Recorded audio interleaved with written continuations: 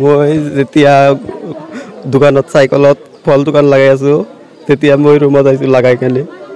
লাগাইনৰ পিছত মই ঘৰত গৈছোঁ মামানীৰ তাত কথা কৈছোঁ আব্বাৰ লগত কথা পাতিছোঁ কথা পতাৰ পিছত মই আব্বাই ভাত খাব আব মোৰ ৱাইফে কৈছে দোকানত যা ভাত খাব সেইকাৰণে মই দোকানত গৈছোঁ দোকানত যাওয়ার পিছত একটা বাজে এসব দোকানত গেছো দোকানে যাওয়ার পিছত 4টা বাজাত বাবু গেছে মোর সৰু ভাইটি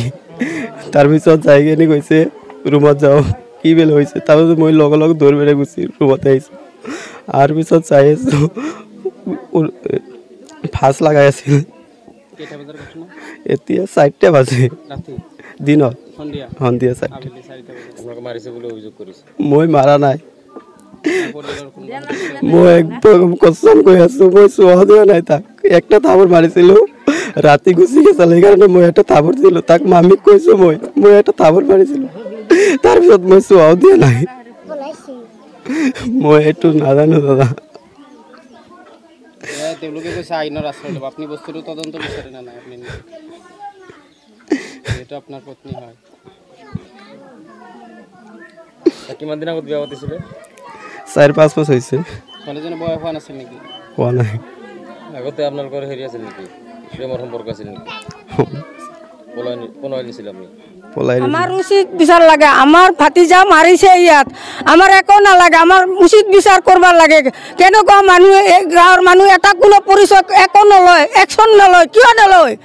নলয় কি হৈছিল আসলে কি বুলি ভাবে আপুনি আমি ইয়াতে মারিছে হাহুৱে মাৰিছে জয় মাৰিছে আৰু হেৰি তাৰ শহুৰে মাৰিছে আৰু ননদ এটা মাৰিছে গুৱাহাটীত মাৰি ইয়াত লৈ আহিছে গাঁৱৰ মানুহ এটাও নাজানে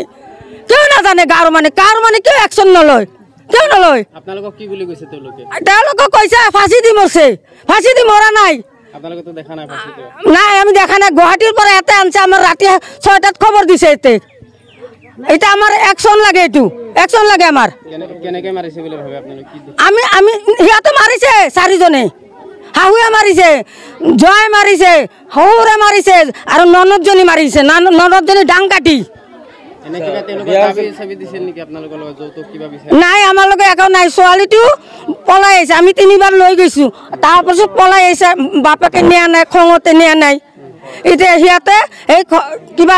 খুজিছে যৌতুক খুজিছে বলে ছোৱালী কৈছে যৌতুক খুজিছে আমি যৌতুক দিয়া নাই কাৰণে আমাৰ ছোৱালী মাৰিছে এটা আমাৰ ছোৱালী লাগিব কোনদিন হৈছে কালি 4টাত কথা কইছে আমি ফোন করছিলাম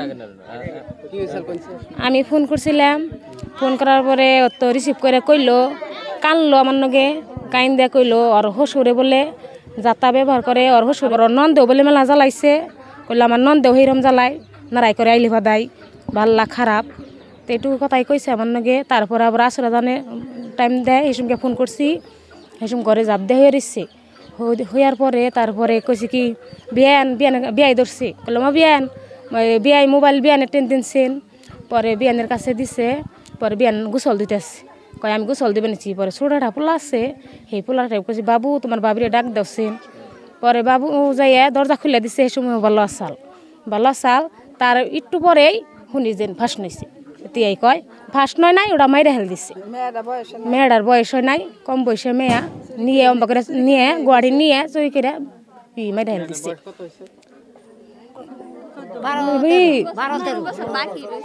15-16 বছর তেম বাবু 5 মাস